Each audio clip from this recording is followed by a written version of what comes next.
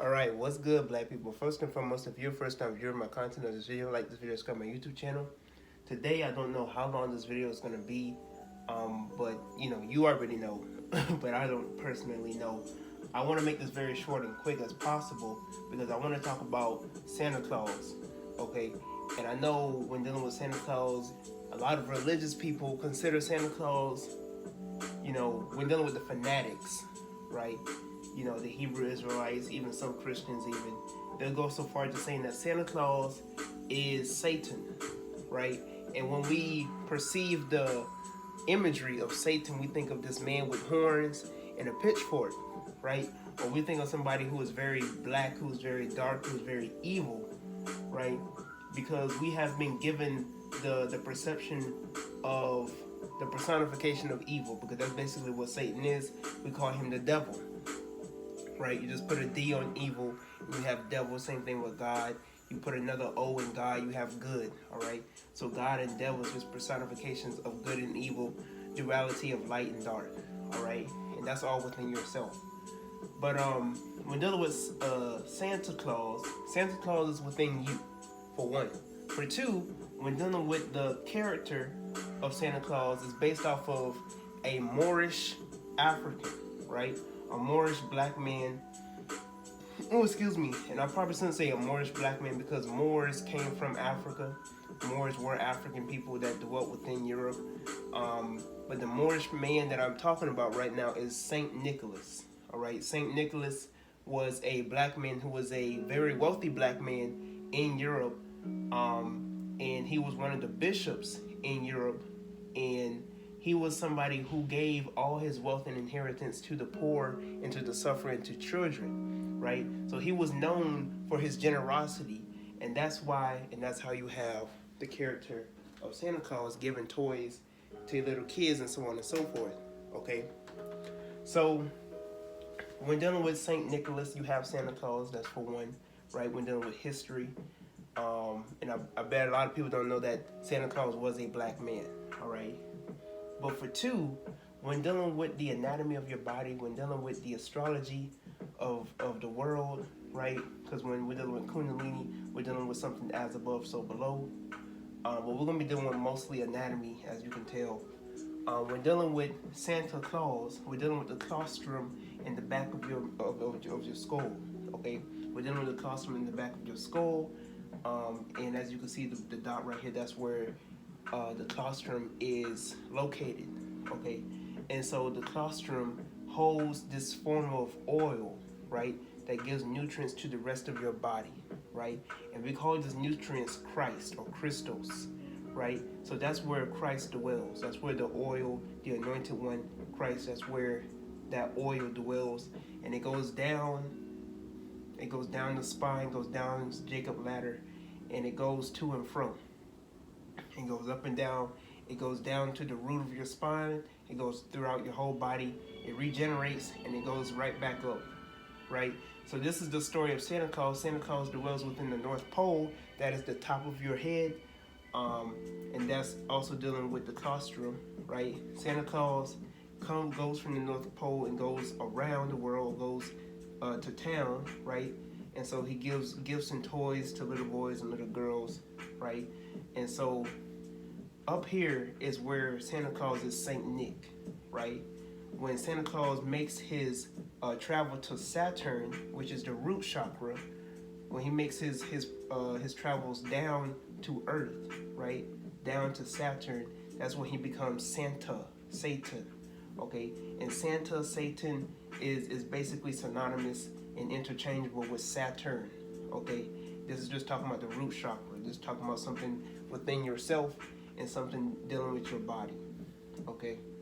So when dealing with Satan, we deal with the very personification of your lower self in a certain aspect. Also, you're dealing with Set, right? We're dealing with the Neter Set. This is where you have sit and sat. You have sunset. You have taken a seat, right? Or you're sitting down, right? You're sitting down on your lower self. You're sitting down on Set, right? So This is nothing bad. This is just the yang. Okay. If I said that correctly, I think that's what we're dealing with, yin and yang, right? So when dealing with the mind, right? Because this is the dome, this is the temple, right? This is the Most High. That's basically what your mind is. Your mind is the Most High. And when dealing with Jacob's ladder, you have 33 vertebrae. You have 33 vertebrae in your spinal cord, right? In your spine. Jesus had 33 lives. You know, in Freemasonry, you have 33 ranks, 33 degrees. When somebody is a 33 degree Mason, they are a master Mason, right? Jesus was resurrected, was crucified and resurrected from the dead at 33, right? He ascended at 33, right? He obtained consciousness, eternal consciousness, enlightenment at 33. You have the spinal cord also representing the Jed pillar, which is also the lightsaber, right? You can probably play with this and you cut off the D and you have Jedi, okay? This is Asar's spine, right? The Jed pillar in Kemet was Asar's spine, represented as Asar's spine. This represented strength and stability, you know. This was also used as electromagnetic coils and so on and so forth. We're dealing with the lightsaber, you're dealing with the tree of light, okay? And the spinal cord that we have is interchangeable with the chimney, right? Our kundalini energy that is within us is the same or interchangeable with how the chimney operates, because you have fire right here, right? The fire that's within you, fire, and it goes all the way up. So as above, so below, right? And that's basically what your kundalini energy is anyway. You know, it's just fire, it's light. Okay. So when dealing with the stockings, let's deal with symbology here concerning Santa Claus. When dealing with the stockings, you have the soles of your feet, right? The soles of your feet, the stockings. And so when dealing with the soles, you're dealing with the roots. We're dealing with Saturn again. We're dealing with the root chakra, right? The roots of your feet, the soles of your feet. So we're dealing with earth, right? When dealing with the sleigh, you're dealing with the human body. When dealing with the reindeer, you're dealing with the 8 original cells, because when the egg of a woman has been, implanted with that semen or that sperm, right? It gives off 8 original cells, 8 cells that begin to make up the body. You have the gifts that Santa gives to the kids, that's representing your talents and your abilities.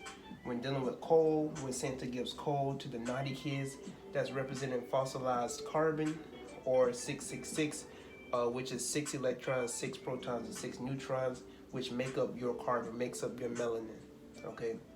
When dealing with candy canes, you're dealing with your spinal cord. The red, when you ever see red with feminine, when you see the red colors, whenever you see other colors, you're dealing with the feminine aspect, right? Colorful, creative. When you're dealing with white, you're dealing with masculine, okay? And so the candy cane is interchangeable with the cane, or the shepherd staff, right? That you see Moses have, that you see a shepherd have, the same thing that you see the Kemetic pharaohs have. Excuse me.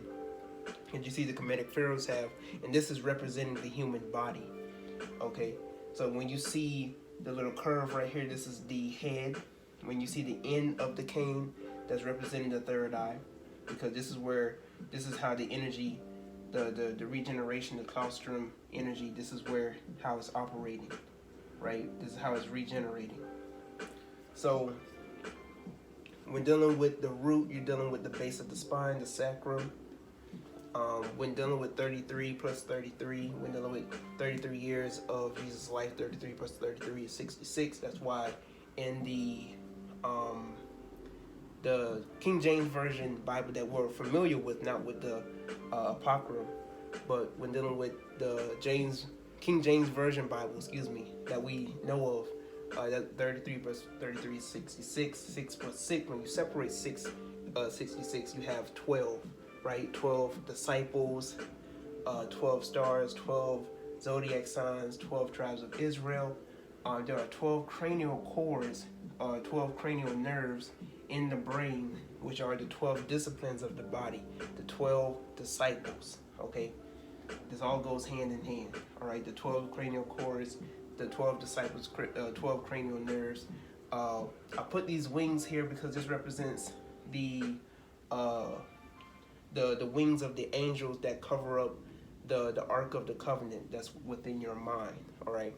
But we won't deal with that in this video. You can look that up for yourself.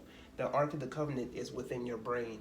Your body is Solomon's temple, and your brain, your pineal gland, that's the most holy place. That's the holies of holies. So when you look at the body, it's interchangeable with the Christmas tree. You have the crown, enlightenment. It's also representing your 9 ether hair, because we say that our 9 ether hair is a crown, right? Our 9 ether hair is a crown, and it defies gravity, as we say. We have the third eye, which, right here. All the way down, up and down, you have 7 chakras. So essentially we have 12 chakras, but generally, essentially, we have 7 chakras. So that's basically the Christmas tree. The Christmas tree can be represented as the body of a Asar, but it also basically just represents the body of the black man or the black woman, which is the tree of life. Our body is the tree of life. If you look at the very cores of our body, the nerves of our body, it makes up into the roots of a tree, So when dealing with Saint Nicholas, we have Nagalis, because we are Naga. We contain Naga energy, the Kundalini energy. That's what Kundalini is, the Naga, the serpents, or the serpent. So hopefully I explained everything, a lot of things going fast in my head, so I apologize if I was tripping over some of the words and stuff like that. But this is just dealing with the anatomy of your body. Please do not fear the story of Santa Claus. Don't tell your kids that this is Satan. You know what I'm saying? In dealing with the religious aspect or dealing with something evil. Don't even just use Satan in general, because you know how kids, or people who don't have that proper understanding will immediately lead to concluding, that it's something bad and evil. Just lead it down to the anatomy of your body. Santa Claus is Claustrum within your body. Dealing with your Kundalini energy going up and down, regenerating within your body. Don't be scaring your kids with the Satan thing. Don't be telling your kids that Santa Claus is something bad or something paganistic in the aspect of Roman and Greek mythology. Show them that Saint Nicholas was a Moorish black man who was doing stuff for other people. He was a generous man. When Santa Claustrum is you, you know what I'm saying? That could be a representation of you being Christ or Christ. So that's basically all I have to say concerning this. If I have anything else to say, I'll say it in the other videos to come concerning these type of topics and information. Okay. But hopefully you like my, examples and, my representation of, how I perceive this and what I, the time that I took into studying this and, the information. When you see information like this, don't take my word for it. Of course, do your research and look it up for yourself. Don't take my word for it. And when dealing with Christmas, I had somebody ask me, is Christmas something bad? Should we celebrate Christmas? Should we not celebrate Christmas? And I think I mentioned this in my last video, but I want to make it very plain and clear that when we're dealing with Christmas, we're dealing with the winter solstice. We're dealing with a time of a tradition, African tradition, that represents regeneration and rebirth, okay? And, of course, the spring equinox is essentially the time of rebirth, new generation, a new beginning.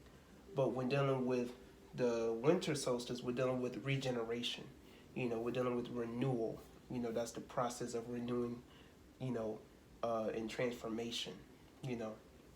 That's when everything falls asleep and hibernates. Hibernation is another synonymous word for regeneration.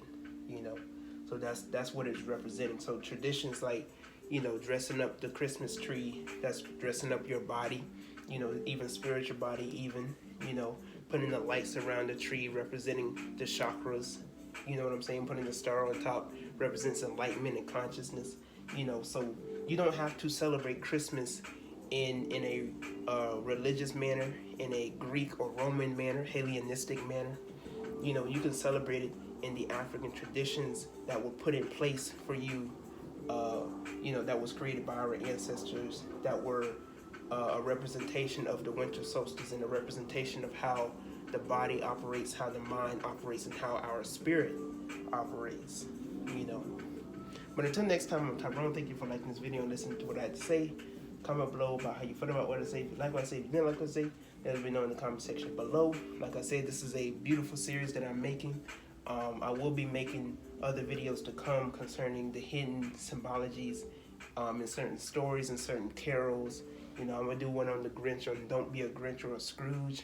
That's going to be great. Until next time, subscribe to my YouTube channel like I said before.